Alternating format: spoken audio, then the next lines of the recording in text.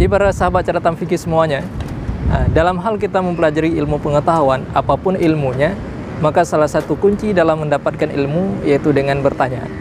Karena sebagaimana Nabi SAW katakan dalam sebuah hadis, ilmu itu tersimpan di dalam dada para pemiliknya, sementara bertanya adalah salah satu cara untuk membuat ilmu yang tersimpan di dada mereka bisa tercurahkan semuanya.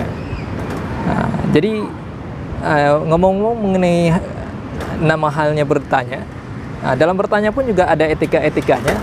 Jangan sampai kita bertanya, malahan pertanyaan ini membuat kita menjadi semakin sulit gara-gara pertanyaan-pertanyaan yang tidak sebatasnya ditanyakan.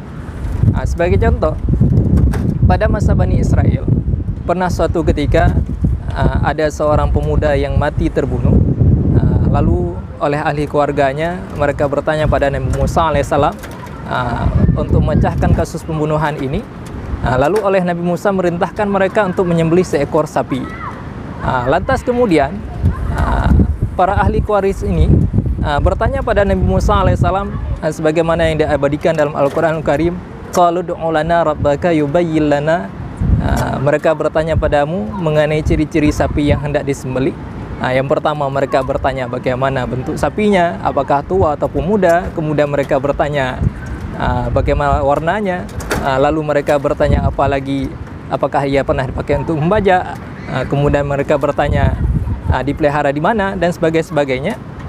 Lebih kurang ada 4 pertanyaan, sehingga menyebabkan ada 4 kriteria gara-gara pertanyaan yang mereka tanyakan. Sebab jika seandainya mereka tidak bertanya apapun, hanya sekedar mematuhi perintah yang disampaikan oleh Nabi Musa, kalian untuk memecahkan kasus ini sembelih seekor sapi, maka pasti akan selesailah urusannya.